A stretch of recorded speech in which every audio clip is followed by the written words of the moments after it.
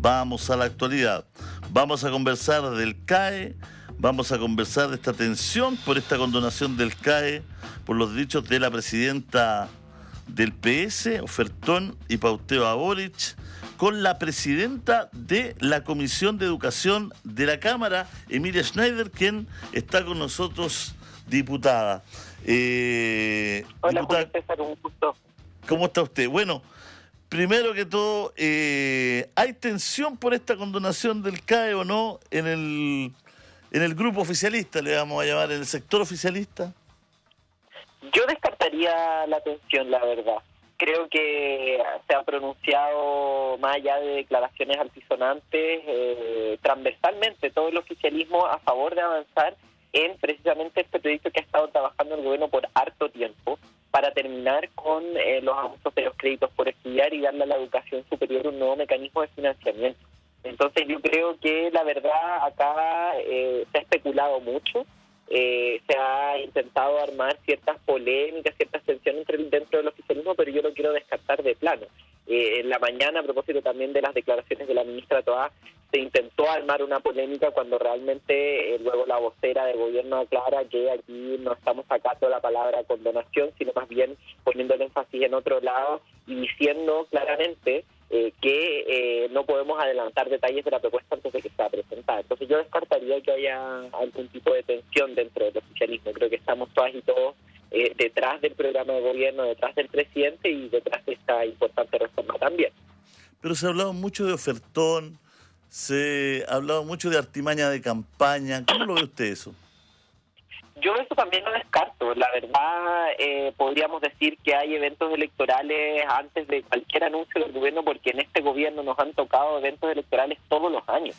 Y tampoco hablaría de ofertón, estamos hablando aquí de un problema serio. Estamos hablando de una cuestión que afecta a cerca de 2 millones de personas que están endeudadas con el crédito Corfo, con el CAE o con el Fondo Solidario, y que están esperando una respuesta, que están esperando una solución, porque precisamente son jóvenes que no pueden desarrollar su vida con total libertad, con igualdad de condiciones, porque cargan precisamente con una mochila muy cargada, muy pesada por estos créditos por estudiar. Entonces, la verdad, yo no creo que aquí se trate de una ofertón, sino de una cuestión de justicia y además de responsabilidad fiscal, porque el Estado a la fecha ha gastado cerca de 8 billones de pesos a cubrir compromisos con la banca. Y esa plata no va a parar a fortalecer la educación, sino a los bancos. Entonces, es inaceptable y yo creo que esta situación no va para más. La situación del CAE no va para más. Han subido los morosos de manera exponencial, diputada, ¿no? En el periodo 2018-2020 había un 7,1% de morosos del CAE, hablamos de 3 o más cuotas impagas, y en el periodo 21-23 subió al 14,1%, prácticamente lo duplicó. Ahí hay un problema, ahí hay gente que confió a lo mejor, ¿no es cierto?, en esta promesa de campaña del presidente Boric y dejó de pagar sus mensualidades. Yo no atribuiría, sería más cuidadosa con eso, yo no atribuiría la morosidad que hay hoy día en el sistema a un anuncio de campaña o un gobierno en particular, porque la morosidad creció en forma sistemática desde el año 2015. A cierre de 2022 estábamos hablando de un 54% de las personas deudoras del CAE que estaban en morosidad. Y yo esto lo atribuiría más bien a la realidad de las personas que viven precisamente con estos créditos por estudiar. Más de la mitad de las y los deudores del CAE ganan menos de 750.000 pesos al mes. Entonces estamos hablando de personas que no pueden pagar estos créditos. Precisamente ahí está, creo yo, la injusticia y la gran estafa de esta política pública, que es que se creó el CAE pensando que las personas al acceder a la educación superior iban a subir mucho su expectativa de sueldo, su expectativa de renta, pero eso terminó no ocurriendo. Y por lo tanto, estas personas no pueden pagar. Y ese es el problema que tenemos delante hoy día, que las personas no puedan pagar los créditos por estudiar, y por lo tanto eso es un problema tanto para las personas que viven con este agobio de no poder pagar sus deudas, como también para el Estado, que termina, insisto, despilfarrando muchos recursos que van a parar a los bancos. ¿Y qué pasa con la gente que se ha pagado? ¿En qué sentido? Que aquí hay unos deudores que se les va a condonar. ¿Y qué pasa con la gente que ha pagado? Yo creo que por supuesto se tienen que tomar en cuenta las personas que están al día, quienes han pagado. Eso tiene que ser parte de la propuesta. Yo no puedo hoy día dar detalles del trabajo que ha hecho el gobierno, pero creo que esto debe ser tomado en cuenta, así como también la diferencia de ingresos de las personas. No es lo mismo para la mayoría de las personas que ganan menos de 750.000 pesos, que son los deudores del CAE, que una persona que gane 3 millones de pesos, por ejemplo. Tenemos que distinguir. Por eso se ha dicho que el plan de condonación va a ser progresivo, gradual, justo. Y eso lo reafirmaba también la ministra Toá durante el día de hoy.